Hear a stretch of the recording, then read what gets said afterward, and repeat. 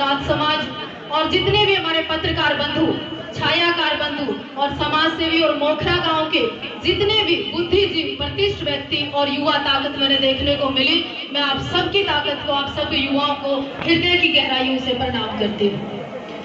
विशेष रूप से मैं निवेदन करना चाहती हूँ कुछ पत्रकार बंधुओं से जो पीछे खड़े हैं, सोनू बाली जी जैसे लोग, हमारे ग्राउंड मीडिया जैसे लोग और जितने लोगों को मैं नहीं जानती उनसे भी, कि 5 मिनट अगर आप साइलेंट होकर सुनोगे तो मैं अपनी बात रख पाऊंगी। अगर आप सुनना नहीं चाहते तो मैं भी बाकी लोगों की तरह खाना पूर्ति करके नाम दे दूं।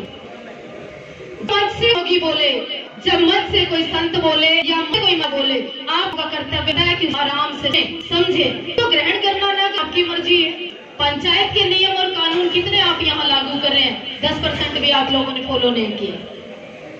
दूसरी विशेष बात चल रही है एक महिला की। मैं भी एक महिला हूँ और एक मंदिर से आई हूँ और हमारे मंदिर में हवन होता है, पूजा होती है, भंडारा होता है, तिलक लगाते हैं, मोड़ी बांधते हैं, सनातन धर्म का प्रचार करते हैं और गर्व से कहते हैं कि भारत माता की जय, क्योंकि हम सनातनी हैं, हम हिंदू हैं, हम भारतीय संस्कृति को मानने वाले लोग हैं।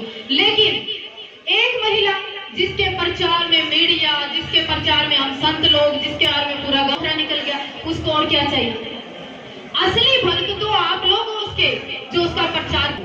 असली जवाब ये पंचायत और ये गांव है जो पार कर रही है। दूसरा मैं एक जवाब देना चाहती हूँ, कुछ लोग बार बार कह रहे थे कि बाहर के लोग, मेरे को जवाब देके जाना, आप किसी में भी दम है, हम बाहर के कहां से हो गए? सन्यासियों का अपना कोई गांव होता है क्या? या कोई आर्य समाजियों का अपना क्षेत्र होता है क्या? या किसी संत की कोई जाति होती है क्या? संत का ना कोई क्षेत्र होता, ना संत की कोई जमीन होती। संत और सांप और साधु बड़े बनाए में जाया करते, इसलिए ये मोखरा गांव भी हमारा, हमारी जिम्मेवारी बनती है। तुम कौन होते हो कहने वाले कि हम करेंगे और तुम नहीं आओगे? क्यों नहीं आएंगे? मोखरा भी हमारा, हरियाणा भी हमारा, सारा प्रदेश हमारा है, इसको हमें कौन रोक लेगा? और हाँ, राष्ट्र में जहां जहां, जब जब, तब तब हमारी जरूरत पड़ेगी, जहां आप लोगों का पसीना बहेगा, वहां हम खून बहाने के लिए तैयार हैं। दूसरी विशेष बात और कहना चाहती हूँ, हरियाणवी आप लोग खूब समझते हो और बहुत बड़ी बात नहीं, इतनी कितनी बड़ी खागड़ी होगी कि गांव इकट्ठा हो गया और मुक्ति नहीं आता है? कितना बड़ा साग हो गया, कितना काम इकट्ठा हो गया और मुक्ता ही नहीं रोड़ा। हद होगी, आप लोगों ने इतना प्रचार प्रसार कर दिया एक महिला का। दूसरी बात वो मुझे भी कह रही थी, स्वामी जी को भी कह रही थी और भी सन्यासियों को कह रही थी कि मैं ये कर दूंगी, फलाना कर दूंगी। देखिए, हो सकता है उसकी किसी एक्साइज के लोगों के साथ सेटिंग हो दारू में, हो सकता है किसी और लोगों के साथ उसका कोई ऐसा व्यापार का धंधा हो। इस सारे प्रकरण में, इस सारी भूमिका के अंदर वो अकेली लिप्त नहीं है, उसके साथ 20, 30, 50 लोगों की एक ऐसी टीम है जिसको उसका फंड जाता है, जिसको उसका पैसा जाता है। आप लोग गहराई से देखिए, जिस दिन मैं निवेदन करना चाहती हूँ अपने छायाकार और पत्रकार बंधु से, यूट्यूब वाले लोगों से, आप लोग बहुत अच्छा काम करते हो। हम जो कुछ है ना, साध्वी से साध्वी देवा ठाकुर आप लोगों ने बनाया मुझे।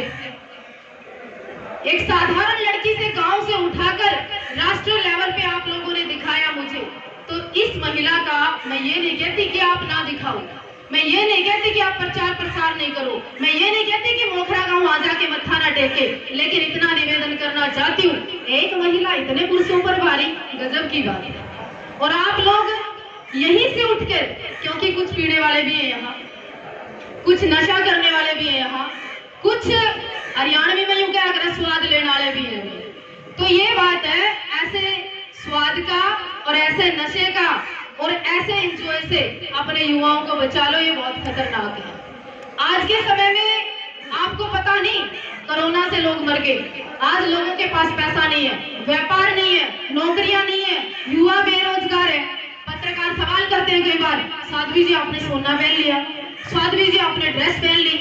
मैं कहती हूँ मुद्दे की बात करिए ना, और भी बहुत विषय है, बेरोजगारी विषय है, घर घर में जाति पाति का जहर आप लोगों के बीच में हमारे जैसे नेता छोड़कर जाते हैं, उस विषय पे बात करिए। स्वामी जी को मैं धन्यवाद और साधुवाद देना चाहती हूँ कि एक मर्द तो बाकी है, एक साधु तो बाकी है, एक सन्यासी तो बाकी है जिसको पीड़ा हुआ और ये बात कहकर आपको माफी मांगनी चाहिए कि आप बाहर के लोग क्यों आए। सन्यासी कभी बाहर का नहीं होता, उसका कोई क्षेत्र नहीं होता, इसलिए आप लोगों को शर्मिंदगी महसूस करनी चाहिए। और स्वामी जी का अगर आप साथ नहीं दे सकते ना तो अन्यथा टांग खिंचाई मत करिए। इससे पहले भी साध्वी देवर ठाकुर हुए, स्वामी जी हुए, और भी हमारे क्षेत्र के या समाज के लोग हुए, मुकदमे किस पे नहीं होते, मुकदमे कौन नहीं भुगतता।